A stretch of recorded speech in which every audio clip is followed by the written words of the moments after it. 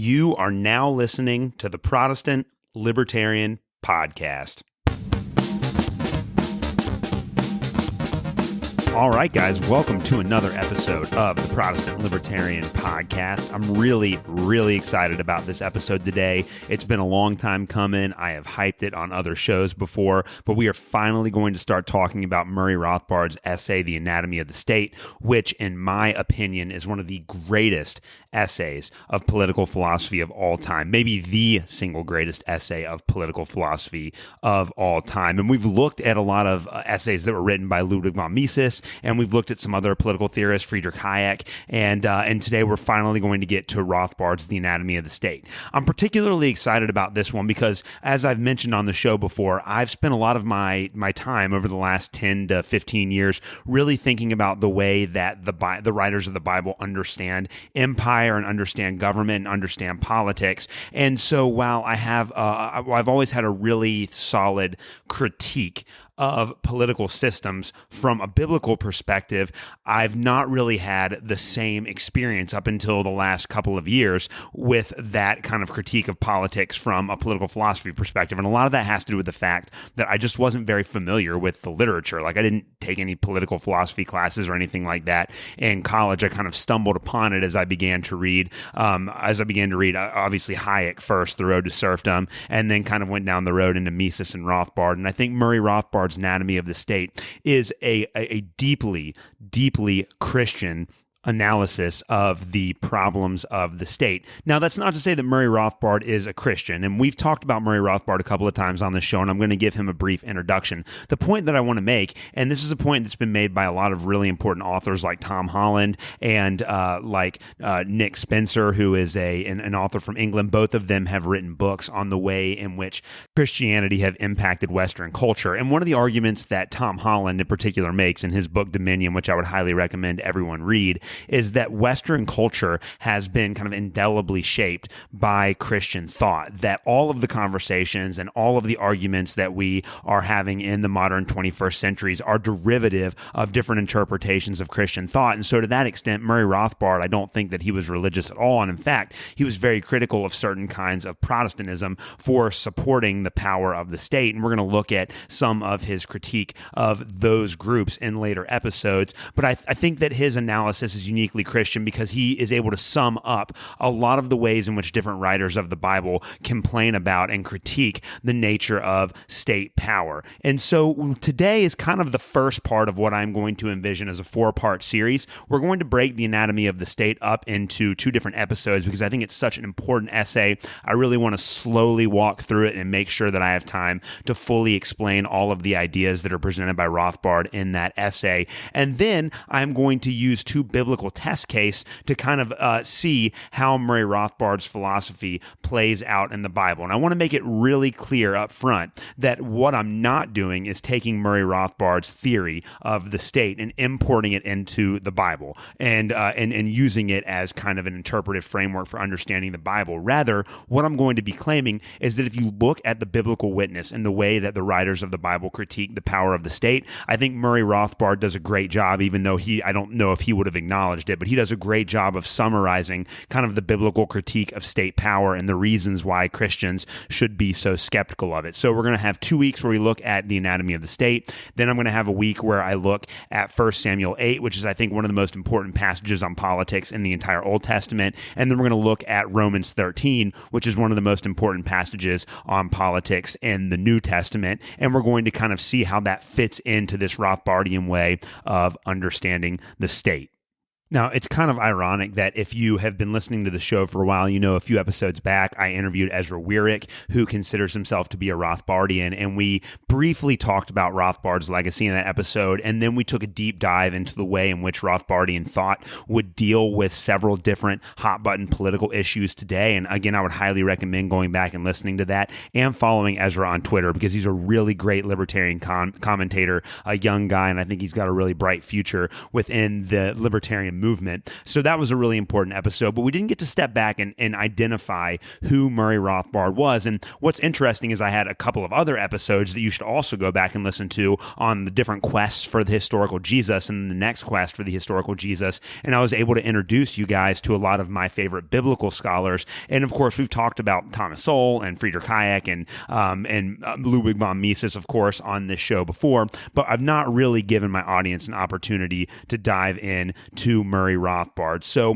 one of the points that Dave Smith, a very important libertarian commentator, has made about Murray Rothbard is he says that Murray Rothbard is probably the most important libertarian philosopher of all time. And I don't disagree at all with Dave Smith's analysis of Murray Rothbard, because I think that Smith is correct. And if you take libertarian thinking to its logical conclusion, then you wind up with the thinking of Murray Rothbard. And that's the thing that I love about Rothbard's work, is that if you look at libertarian principles and you follow them all the way through to the very end, then you get the philosophical work of Murray Rothbard. So Murray Rothbard was born in 1926, and he studied math and economics at Columbia University. And he eventually met, I think in the 1940s, the great Austrian economist Ludwig von Mises. So again, we've talked about von Mises. We've had episodes about von Mises on this show today. And von Mises was kind of a great tutor and a great mentor to Murray Rothbard. So all of the kind of economic critique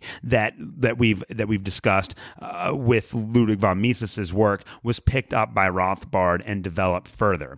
And in fact, there's an entire institute, and I've referenced them on the show before, called the Mises Institute. You can check them out at Mises.org. I would highly recommend going to their website. They are dedicated to preserving the ideas of Mises and Rothbard and Hayek. They have a full biography of Rothbard. I'm going to link to it in the notes so you can kind of dive into Murray Rothbard's work and take a look at all of his big ideas and his contributions to economic thought. Now, Murray Rothbard is a lot like, I'm going to compare him, even though I don't think that this biblical scholar would like this comparison, but Murray Rothbard is kind of like the N.T. Wright of political philosophy, in that he is very controversial in certain quarters, but he's extremely principled, and he tries to analyze or think about the way that his principles would be worked out in every single given situation, in the same way that N.T. Wright has kind of this big picture understanding of Second Temple Judaism and covenantal nomism and all of those kinds of things, and he tries to see how all of that is worked out within his work. Murray Rothbard does the exact same thing for libertarian philosophy, and just like N.T. Wright, Murray Rothbard is a very witty and engaging writer, and I think one of the things that makes both of those scholars so attractive to their readers is that they are able to communicate big ideas in a way that is not overly complex and that's easily understandable for the layperson. So Rothbard is able to distill these very complicated academic ideas into a format that the average person can understand in the exact same way that N.T. Wright does with biblical scholarship, that he can take very complicated biblical issues and condense them down into a form that is palatable for the average audience. And I think N.T. Wright takes a lot of crap for this from the New Testament establishment, but I mean, he is the best writer, I think, that the biblical studies movement has right now. And I think that if other writers were as engaging as he was, then there might be different perspectives within New Testament studies that would be well represented. We don't have that problem within libertarian philosophy because there are a lot of excellent libertarian communicators, and Murray Rothbard was kind of the number one. And Rothbard is a polymath for sure. Like, he understands in depth several different fields of knowledge. So whether it's philosophy, whether it's economics, whether it's history, he was able to blend all of these different disciplines and all of these different fields into his work. And so Murray Rothbard is going to die in 1995. Unfortunately, he was very young, relatively young when he died. But there is an audio feed. If you go to, I'm not sure if it's on Spotify or any of the other podcast apps, but if you go to Apple Podcast and look up Enemy of the State, Murray Rothbard. There's an organization, and I'm going to put a link to them out there. I think the name of the organization is Read Rothbard, but there's an organization that has taken a bunch of his lectures from the 1970s, 1980s, and early 1990s and put them all on iTunes. And so I've been listening to a lot of Murray Rothbard's old lectures, and obviously the sound quality isn't that great, but it's just incredible the depth of Murray Rothbard's knowledge and the way in which he's able to apply his libertarian principles to a whole host of different issues. Now, we talked just a second ago about how Murray Rothbard meets Ludwig von Mises, and after that, Rothbard continues to become more and more convinced that the free market and not the state was best suited to coordinate economic activity, and that the state would forever be a threat, not just to economic productivity, but to all of human liberty. And so as Murray Rothbard develops these ideas, in 1974, he's going to write the essay that we're going to discuss today and on the next segment of this show, called The Anatomy of the State. And in The Anatomy of the State, he defines what a state is, what a state is not, and how the state is inherently a threat to human liberty. The Mises Institute, of course, published it as a short book, which is what I have because I like the hard copy, but you can go to Mises.org, and I'll put a link to this in the show notes. You can go to Mises.org, and not only can you download the PDF for free or read it online for free, they also have an audio version of the entire essay. And I think it's really, really important if you're interested in political philosophy at all, or if you're one of those biblical scholars or somebody that is familiar with biblical scholarship that critiques empire and that critiques the state. I think that this work is absolutely essential. And so today we're going to be taking a look at the first three sections of the Anatomy of the State. Again, if you want to read along, Mises.org. I'll post the links in the show notes. But we're going to be covering Rothbard's perspective on the state in today's show, and we're going to look at the first three sections, as I said, of Anatomy of the State. So those first three sections are entitled What the State Is Not, What the State Is, and then the third one is How the State Preserves Itself. And then we're going to look at the next four segments or the next four parts of the essay next week. Again, I cannot underestimate the importance of this essay enough. This is one of those essays that for me really summarized kind of a couple of years of reading and thinking about economics and political philosophy. And I think that if you give it a fair look, that it will forever change the way in which you think about the government. And it is going to challenge almost all of the most popular assumptions about government. Again, if you think that you're cynical about the Republicans and the Democrats and the way that our politics are run in the United States right now, read Murray Rothbard. And I think it's going to shine light on a lot of the issues that we have in our society today. So in the very first section of this article, it's entitled What the State Is Not. And right from the start, Murray Rothbard is going to outline several popular fallacies regarding the state, and he attempts to refute those. And some of these fallacies are that the state is an institution that is supposed to serve society, that most of us regard the state as a necessary organization, and that the state, especially under the label democracy, is supposed to represent all of us as a society.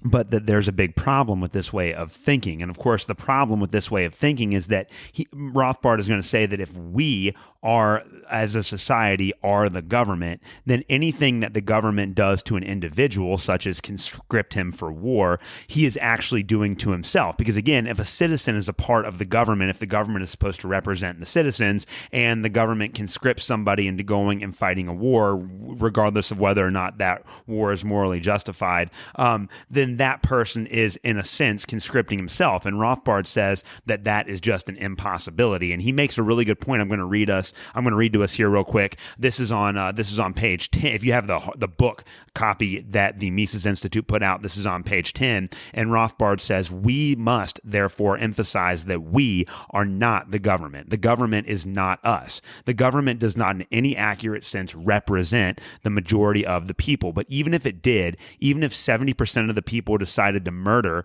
the remaining 30%, this would still be murder and would not be voluntary suicide on the part of the slaughtered minority. No organicist metaphor, no irrelevant bromide that we are all part of one another must be permitted to obscure this basic fact. And I think that this is a really, really, really important concept to understand because, again, if you look back, and this is one of the things that the progressives used to be really, really good at doing, they would critique the power of the state when it was used in ways that oppressed minorities like black people in the South during the Jim Crow era. The state, as the representative of society, quote unquote, actually committed a lot of harm against certain people that were a part of that society in the name of state power. And this is a really big issue. And because of this philosophical impossibility of the state using violence and the state using coercion to make people do things that they don't want to do, it is always going to be impossible for the state to represent everybody. And I think it's even more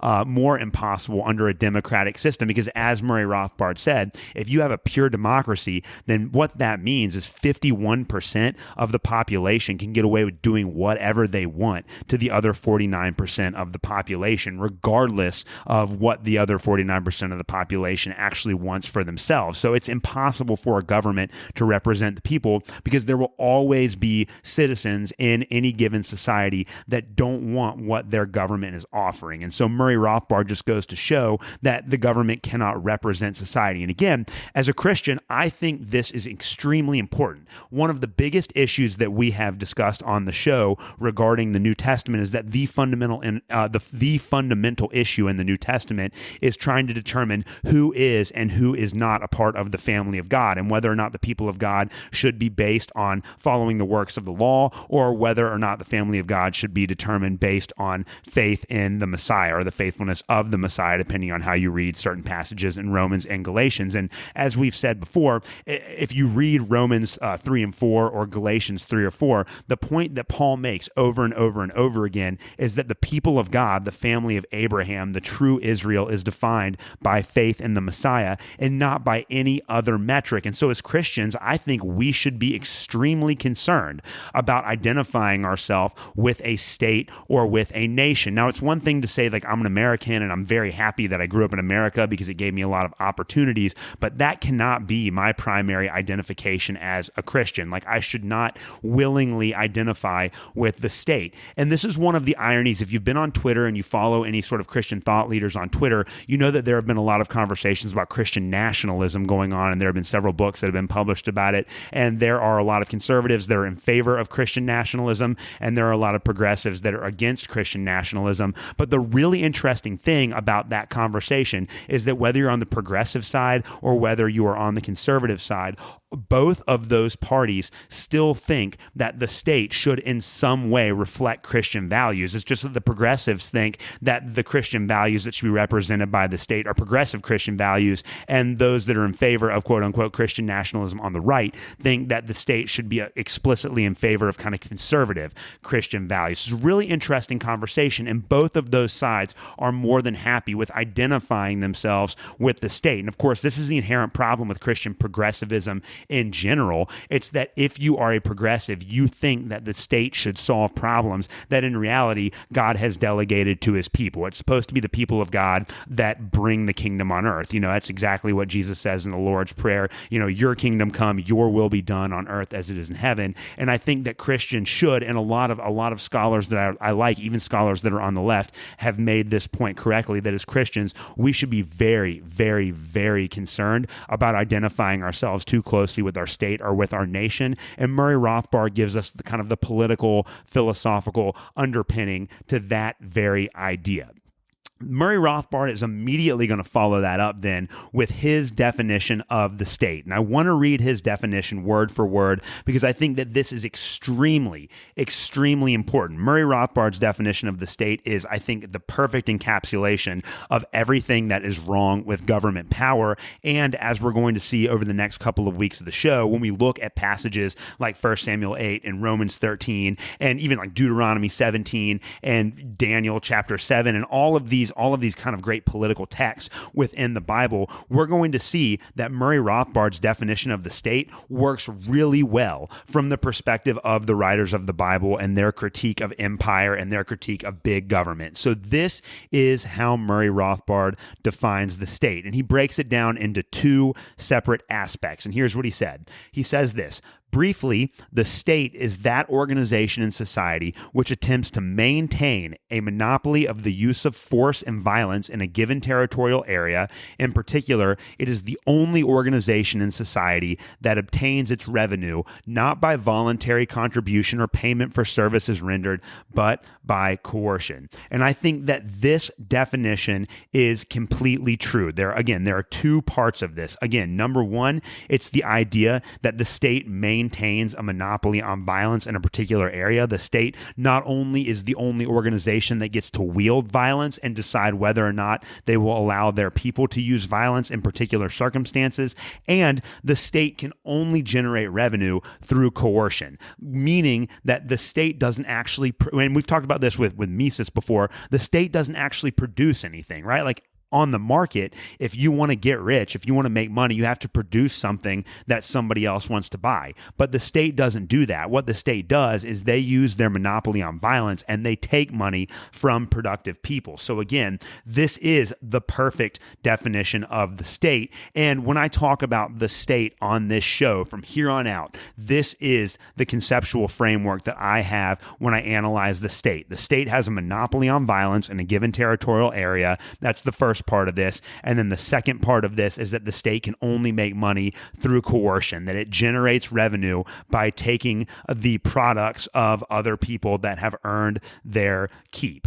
So he's going to demonstrate that the state, when understood from this perspective, does not provide the services that it promises and cannot also in any meaningful way represent us. And again, one of the points that he makes is that by having a monopoly on violence and by generating revenue through coercion, it uses these two mechanisms to regulate activity in society. So the state is inherently bent, he's going to argue, on regulating human activity. Again, if you are going to say that you are the only legitimate source of authority and power in a given regional area, and if you are going to steal or take the money of productive people and use it for your own ends, there is no other way that those practices can be resolved other than trying to regulate human activity. And this is the point that Murray Rothbard very eloquently makes throughout the rest of this essay. The state is there to regulate and change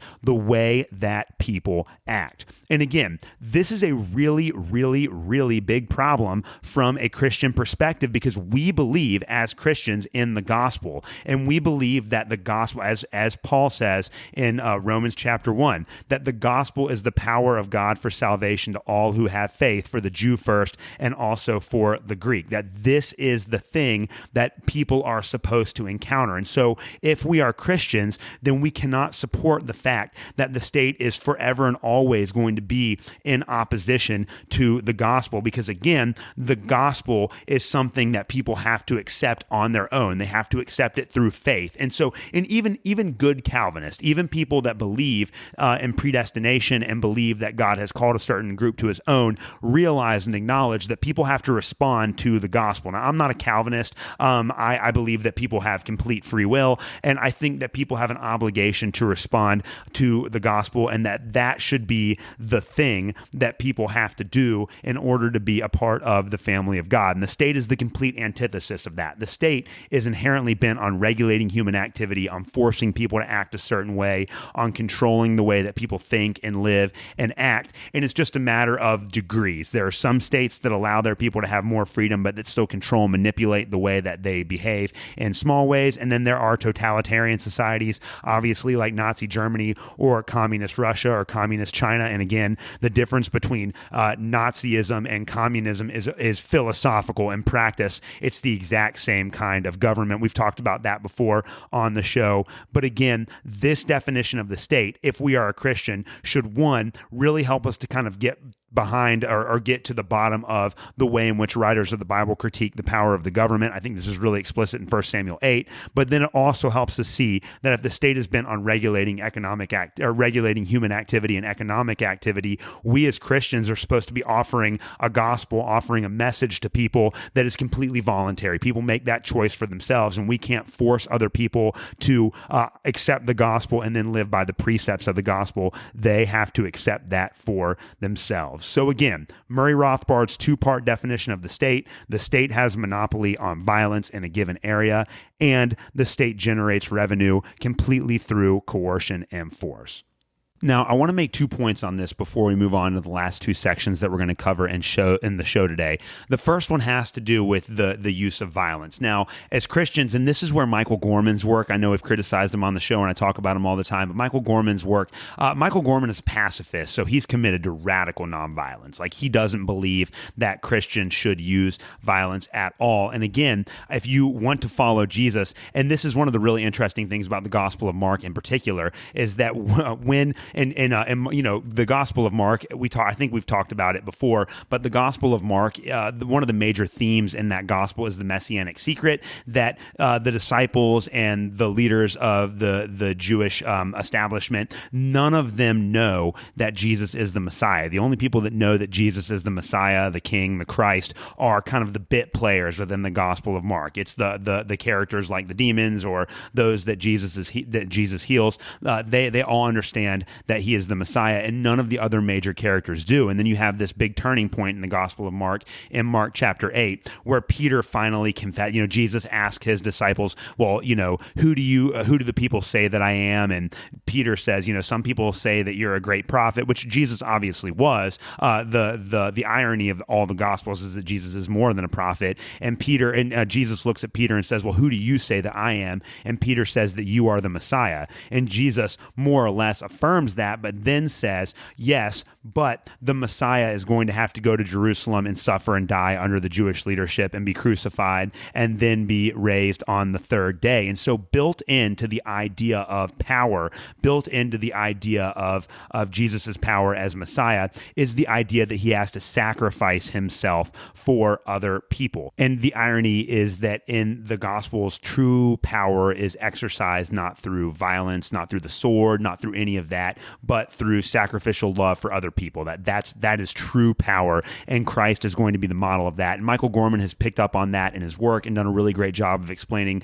how Christians should embody that. Now, I wouldn't go as far as Michael Gorman, because I do believe that if you are in a situation where somebody wants to cause harm to somebody else and you have the ability to prevent it using force, and you don't do that, if you don't prevent somebody from doing violence to somebody else, then you become an accessory to violence. And so there are going to be times in our life where we might have to use violent force against somebody else in order to prevent another person, an innocent person, from being harmed. But I do believe that as Christians, we should be committed to nonviolence. That should be a very serious principle for us, and giving over the exclusive right to violence to a group of people that don't represent us does not end well. I think, as we've seen throughout American history, and if the wars that we've been waging in the Middle East for the last 20 years don't prove that the state has a monopoly on violence, then I don't know what else does. The other thing has to do with generating revenue through coercive means. I think it's pretty consistent throughout the New Testament. I think 2 Corinthians 8 is the classic example of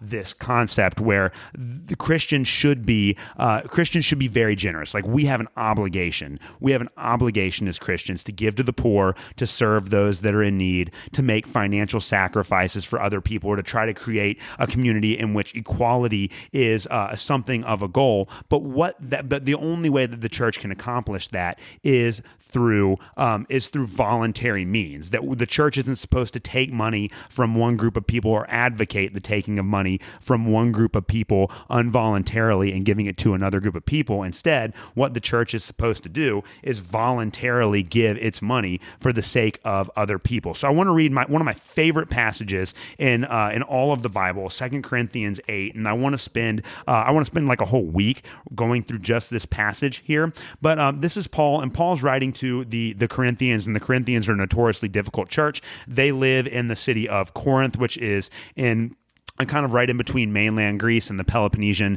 Peninsula, kind of situated right on the little stretch of land that connects those two. And the Church of Corinth had a lot of problems, because Corinth was kind of like the New York City of the ancient world. It was this very big, very powerful, cosmopolitan city, and the people that lived in Corinth, just like many people that live in New York, thought that they were culturally and intellectually superior to everyone else within the Roman Empire. And so Paul is writing to them because he he is collecting money to send to the saints, the other Christians that are in Jerusalem, because there was a famine and they needed food. And so Paul is trying to get the Corinthians to give money to this contribution in order to benefit other Christians. And so he writes this to the Corinthians, knowing that the Corinthians might back out, that they pledged to give a lot of money to this cause to help the Christians that were living in Judea and the areas around Judea. They pledged to help them out, but they might be backing down on that. And this is what Paul says. He says, "Now, brethren, we wish to make known to you the grace of God, which has been given in the churches of Macedonia," Macedonia being in kind of like northern Greece, "that in a great ordeal of affliction, their abundance of joy and their deep poverty overflowed in their wealth of their liberality. For I testify that according to their ability and beyond their ability, they gave of their own accord, begging us with much urging for the favor of participation in the support of the saints, and this not as we had expected, but they first gave themselves to the Lord and to us by the will of God. So we urged Titus that as he had previously made a beginning, so he would also complete in you this gracious work as well.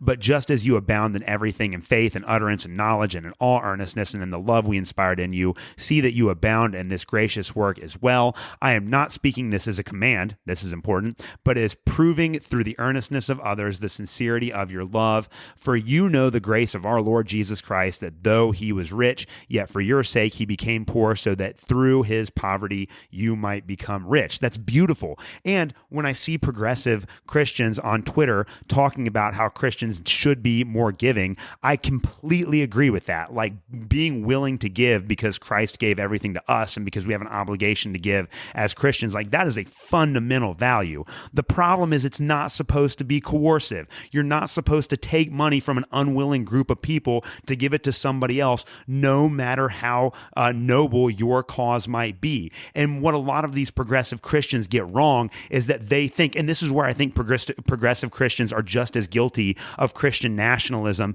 as the conservative Christians that they're critiquing, because they think that the state has the right to take money from productive people and use it for whatever social plan they think is going to be beneficial to other people in society. But all of these redistributive programs are inherently coercive. And again, this is where the ironic double standard comes in from these progressives. These progressives are advocating that the state takes up the responsibility that was supposed to be given to the church by taking money from one group of people and giving it to another. And what the progressive Christians always get wrong, because I not because they don't read, that's not what I'm trying to say. What a lot of these progressive Christians get wrong, because I don't think that they've really taken the work of people like Rothbard and Mises and Hayek very seriously, is that all of these government redistribution or redistributive programs actually crowd out private charity that's extremely efficient and extremely beneficial and helps those that are in need. And instead, what it does is it contributes all of this money to these large government bureaucracies, and very little of the money that is taken from productive people is given to those that are in need. And it actually winds up creating a whole nother set of problems that then have to be addressed by the state. So this is one of the major economic problems with the government using the force of violence in order to take money from one group of people and give it to another group of people. And there's no way to unwind from that except by limiting the size and scope of the state. So again, I think that those are both kind of really good examples of the way in which we ought to be thinking about both the state as kind of the conduit of violence in society and the state only being able to generate revenue by coercion. Rothbard then begins section 2, which is entitled What the State Is, by describing how people interact outside of the state. So in a world where there is no state that is being involved in the economy and coming in between people, in normal human interaction, people will voluntarily produce and exchange their products with other people. So in other words, property rights and free markets are both natural to human exchange. So outside of the state, people own their own property. They use their own property to produce goods that other people want to buy, and then they voluntarily exchange with those people.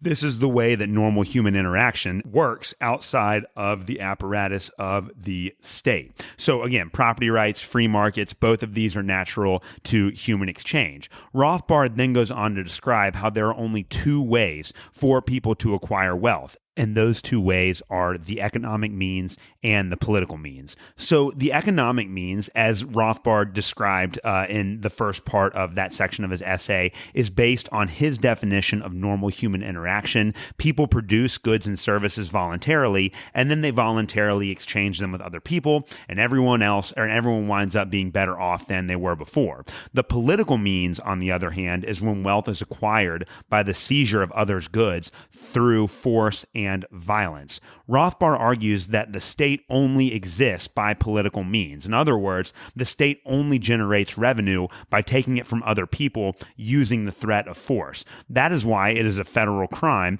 when one fails to file their taxes. The government will hunt me down and throw me in jail if I don't pay up. And since the IRS just hired 87,000 or new agents or something like that and gave them all guns, I am completely powerless to stop them from taking the money that I earned. And again, going back to Rothbard's original point, the state, it's impossible for the state to represent us. And as Christians, the idea that the state would represent us should be reprehensible. It should be completely repulsive. The state does not represent us. And so when the tax man comes knocking, every April or whenever we have to file our taxes and takes all of that money from me, I am completely powerless to stop them from doing so. But if I was to go over to my next door neighbor with a gun and say, give me some money, and he gave me that money and then I gave it to the poor, I would still have committed a crime. I still would have stolen from him, even though I was using the money for noble means. But it doesn't work that way with the state. The state gets to use the threat of violence, the threat of jail,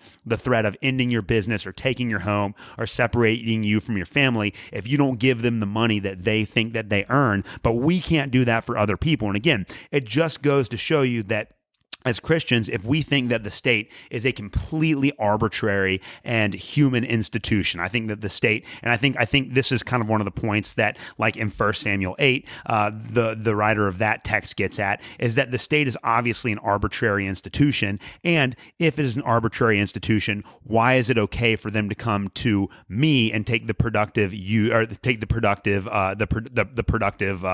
ends of my labor and give it to somebody else when I can't do that as well? Like as a Christian, I could do a lot of good for the poor in my community if I robbed all of my neighbors and gave to the poor, but that's still a crime. But when the state does it for some reason, it is not a crime. And again, one of the really interesting corollaries to this point that Rothbard outlines here is that capitalism must predate the state.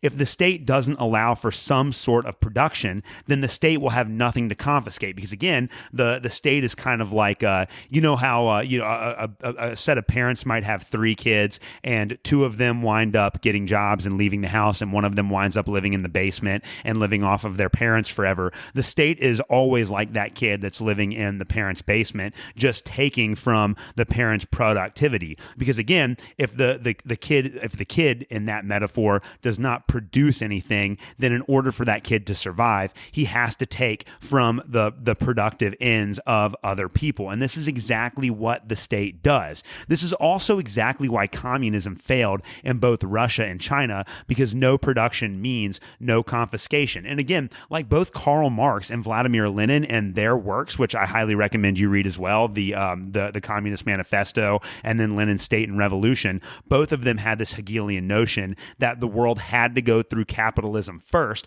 to develop the productive means, and then you can move into communism once you had developed the productive technology under capitalism to produce the goods that people need. What they failed to understand, however, is that the productive process under capitalism is constantly generating newer and better and more superior technology and creating demands for new products that don't currently exist under the market. Capitalism is the only mechanism that actually allows a market to drive forward. And when you end all aspects of capitalism in your society, when you end market economics, then you're going to run out of production. People's demands aren't going to be met, and you're not going to be able to confiscate anything because there is no more production to confiscate. This is why communism and all socialist controls will always fail, because they wind up reorienting the creativity that goes into productive process to the state and essentially snuffing it out before it can become productive and innovative.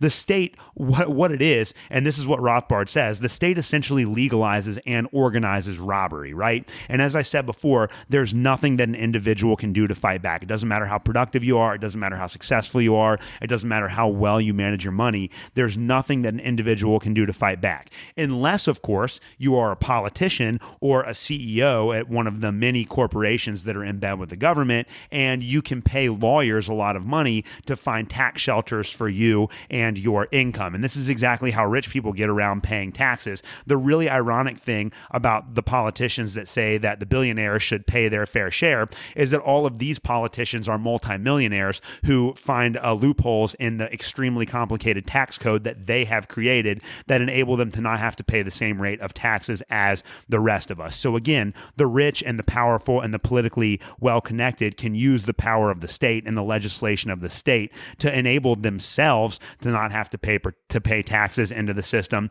but the rest of us that are productive and that don't have that power don't have the ability to fight back. And if, as a Christian, it sounds like that system is very corrupt and immoral and completely contradicts the values of our faith, that is because, as Murray Rothbard highlights in his book, it does.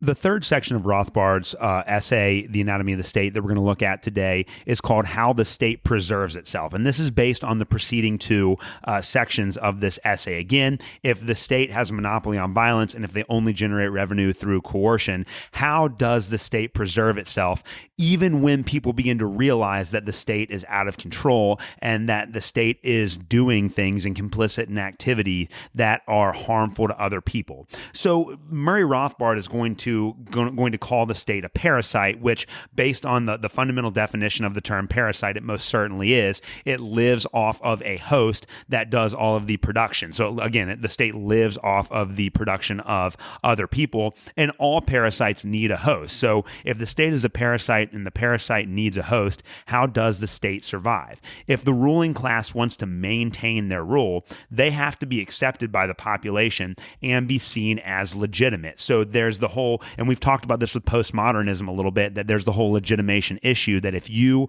want to be, if a state is accepted by society, then they have to be seen as legitimate. They have to convince the citizenry that they are the legitimate rulers and not somebody else. And so Rothbard is going to say that the chief task of rulers is to secure the active or resigned acceptance of the majority of citizens. So the citizens have to buy in, even if they think the system is corrupt. Citizens still have to buy into the system, right? And this is one of the biggest problems with like the conservative critique of government from a libertarian perspective, is that the conservatives often do a good job. Not when they're actually elected into office, but when they're out of power, the conservatives do a really good job of criticizing the increasing size and scope of the state. So they do a really great job of pointing out the problems of the state, but they still assume that the state is legitimate, even when it creates all of these problems and continues to expand. And the chief task of our rulers in society is to make sure that people think that the state is legitimated. And so Rothbard describes how people must be persuaded by ideology, and the state employs, either implicitly or explicitly,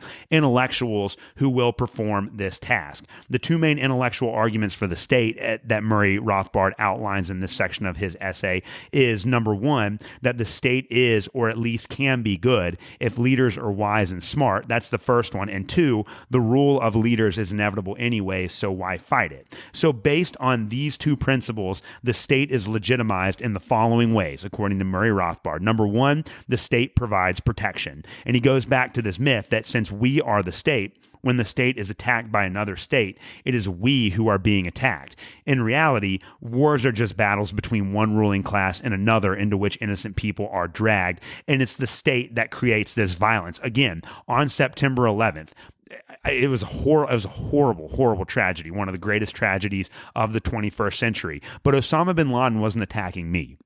Osama bin Laden was attacking the government of the United States for the many, many abuses that they had been complicit in the Middle East for several years at that point. And Osama bin Laden was very clear for his reasons for attacking the United States government. Again, it doesn't justify September 11th, but his critique was of the United States government, and the majority of American citizens had absolutely no responsibility for any of the atrocities that happened in the Middle East before 9/11 or or for many of the atrocities that happened in the Middle East after 9/11. And so the point, again, that Rothbard makes here is that all war is caused by states. It's states fighting against other states, with innocent people who are not a part of these conflicts at all being caught in the crossfire, which is exactly why what's happening in Ukraine right now is so terrifying, because it's obviously the incompetent Russian government fighting the incompetent Ukrainian government and the incompetent American government and the incompetent governments of the European nations all getting involved in a conflict that's completely unnecessary and that most people around the world don't actually want. So Murray Rothbard hits it right on the head. There's this myth that the state provides protection, but if you're living over in the Middle East and you look at the American state over the last 20 years, the last thing that you're going to think the American state does is provide protection. And this is one of the things that some progressives get right. If you look at the excessive use of force by a lot of police officers and all of the very aggressive laws that we have in our legal system in the United States, the state actually kind of maintains, enhances violence in our society instead of curbing it. The other one is the appeal to tradition that Murray Rothbard talks about here. The state has always ruled, therefore it will continue to rule. Most people passively accept the ruling class because they can't envision an alternative, and the state does what it can to label critiques of the state or alternatives to the state as conspiracies. And again, this goes back to, I know Noam Chomsky is a thinker of the left, but he's a very heroic anti-war activist, and he came up with the propaganda model of media. And Noam Chomsky's propaganda model of the media is that the media only exists to legitimize the ruling class, that the media only exists to kind of control the acceptable parameters of discourse in a given society. And so the American media, our options are between what CNN tells us to think and what Fox News tells us to think. Both of those organizations legitimize the state and a lot of the excessive overreaches of the state. And anything that doesn't conform to that CNN, Fox News, NPR, Daily Wire way of looking at reality is labeled a conspiracy by those that are that accept the legitimation of the ruling class. And again, going back to thinkers like Noam Chomsky, like this is what the media does. And as good libertarians, we know that the media lies to us about these things all the time. The other thing that the state does, Murray Rothbard says, and this is on page 27 in the book. I'm going to read it here. He says, another tried and true method for bending subjects to the state's will is inducing guilt. Any increase in private well-being can be attacked as unconscionable greed, materialism, or excessive affluence. Profit-making can be attacked as exploitation and usury. Mutually beneficial exchanges denounced as selfishness, and somehow with the conclusion always being drawn that more resources should be siphoned from the private to the public sector. Whether this is kind of critical race theory, and we've talked a little bit about critical theory on the show before, but critical race theory, the idea that all of society is defined by these power imbalances and that one group of people should have power stripped from them in order to give it to perceived minority groups in society. This is exactly kind of what critical theory does on the racial level. And then what the kind of progressive Christian nationalists do when they say that, we have all of these economic problems in society. There are poor people and there are people that can't find a good job and there are people that are starving and we need the state to step in and take from productive people to give to those people. All of these are designed to induce guilt that increase the size and scope of the state and also forestall any sort of privatized solutions to those problems. The unfortunate thing about this is when you look for a state solution to a social problem, you're only going to increase the size of the state, which is going to increase the violence and increase the coercion. This is one of the important things that Murray Rothbard points out in his book. And then again, another really interesting one from this section here, considering everything that we have been through over the last couple of years. And I alluded to this when we did the show on science a couple of weeks ago, or I guess a couple of months ago now. Wow, it's been a while. But one of the ways that the state has legitimated itself, especially in the last 50 or 60 years, is through an appeal to science. And this is one that is, as I said before, near and dear to the heart of the show. You can go back and listen to the episode. Maybe it was episode 10 or 11, where I looked at Thomas Kuhn's Structure of Scientific Revolution, and we looked at how science is not objective in any way. Science just allows us to explore a phenomenon that happen in the natural universe. it produces data, but that data has to be interpreted by subjective beings, and about how Foucault and Lyotard, some of the major postmodernist thinkers, have acknowledged that that critique of science is essentially correct, and that the data can often be bent into the service of certain ideologies in a way that doesn't actually match what the data was intended to say. And Rothbard makes this point here again in Anatomy of the State. He says, in this present more secular age, the divine right of the state has been supplemented by the invocation of a new god, science. State rule is now proclaimed as being ultra-scientific, as constituting planning by experts, but while reason is invoked more than in previous centuries, this is not the true reason of the individual and his exercise of free will. It is still collectivist and determinist, still implying holistic aggregates and coercive manipulation of passive subjects by their ruler. Again, it's the idea that the state can say that it is scientific and that it uses scientific measures, especially when it comes to economics. Like when the state thinks of economics as a science instead of kind of like a praxeological examination of human action in the Misesian Austrian tradition. When the state says that its ideas are based on science, that is a way of legitimizing the state's rule. Well, our rule is scientific. We're supposed to follow science because science, the myth of science, says that science is objective. Therefore, you have to listen to everything that we say. And this insight has aged extremely well in the age of COVID. I mean, remember, I need to do a whole episode on COVID at some point. We'll get around to it one of these days. But if you remember way back to the beginning of the pandemic, how we were supposed to believe the science, and that Anthony Fauci, as I clipped in a previous episode, he claimed on CNN that he, as a representative of the state, was the science, despite the fact that him and the public health establishment were wrong or lied. I think they lied about the lab leak, the benefits of masking, the actual mortality rates, the efficacy of the vaccines, and almost every other COVID policy. I mean, that was the refrain all along. Believe the science. Believe the science. Everything that the state is telling you, everything that the CDC and the NIAID and the FDA and all of these government regulators are telling you, it is all based on science. You have to believe the science. And if you don't believe the science, then you are a conspiracy theorist. You're outside of the acceptable norm. And again, the Fox News and CNN were right there to set the parameters of the conversation. It was either we should mask all the time and get the vaccines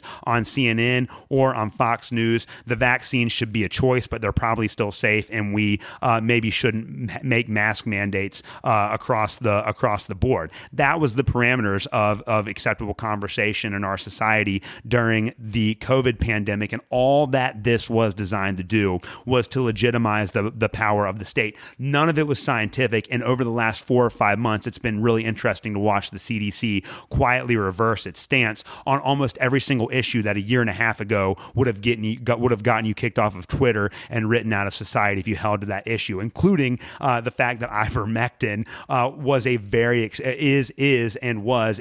effective treatment for COVID-19, and it always was. And it's just amazing. It's amazing that the people that peddled these lies in favor of the state for 2 years all got to keep their jobs, and they just moved right on to the next thing with it, which is Ukraine, of course. Now, again, the state has done this with all kinds of things. Remember that the Bush administration knew that Iraq had weapons of mass destruction, and then we burned an entire country to the ground over a complete and total lie. And you have to remember that Obama said that the Affordable Care Act would keep costs low and allow you to keep your doctors. And then again, my personal favorite, and the reason why everyone should be mad at Trump, well, one of the reasons why everyone should be mad at Trump, is that Trump said that the CARES Act would be spent entirely on COVID mitigation, when a lot of polling and data after the fact have suggested that only about 6% of all the money that was spent in the multi-trillion-dollar CARES Act plan actually went to COVID mitigation. The rest of it went to well-connected government-backed corporations.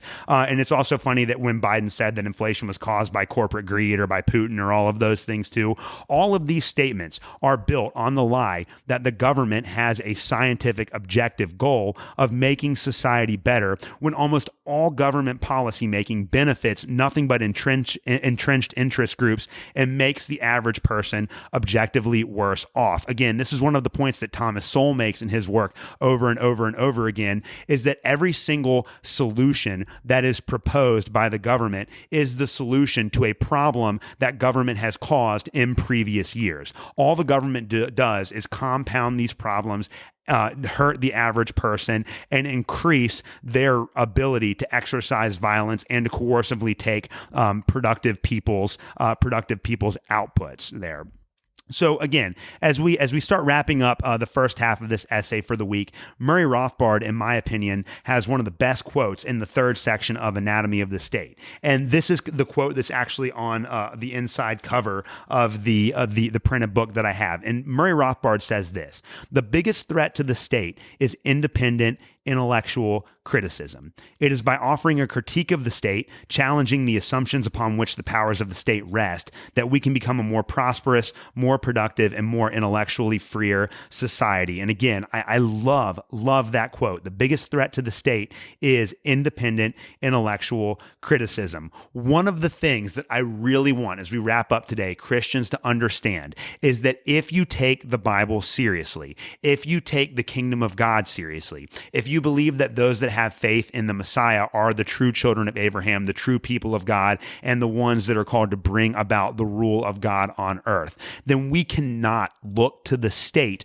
to be the one that inaugurates or brings in the reign of God. And it doesn't matter if you're a conservative, it doesn't matter if you're a progressive. The state cannot impose the economics of the kingdom of God through force, and the state cannot impose Christian values on society through force. The church has to be doing this in a completely voluntary way by spreading the gospel and giving people the opportunity to voluntarily accept it for themselves. Very, very important here. Again, we've covered a lot of great ground today. This essay is fantastic. If you have not read it, please go to Mises.org and check it out. It will change your life.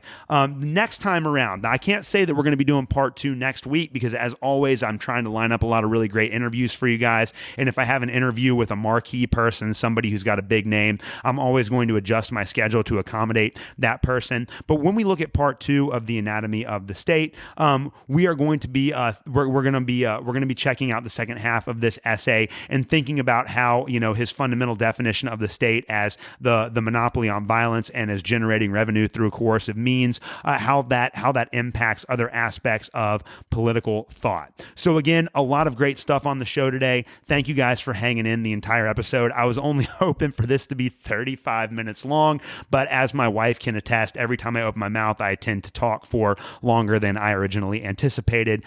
So there is that. Guys, again, thanks for hanging on to the end of the show. As always, if you have any questions or anything for me, reach out. I'd love to talk to you guys about it. Thank you all so much, and I will see you next Tuesday. Thanks for listening to another episode of the Protestant Libertarian Podcast. If you have any questions or comments or thoughts about the show, please reach out to me at theprotestantlibertarian@gmail.com. You can also follow me on Twitter at ProLibertyPod. Again, you can follow me on Twitter at ProLibertyPod. You can also support the show by leaving a rating or a review on your favorite podcast app. Thank you guys so much for listening, and we'll see you next week.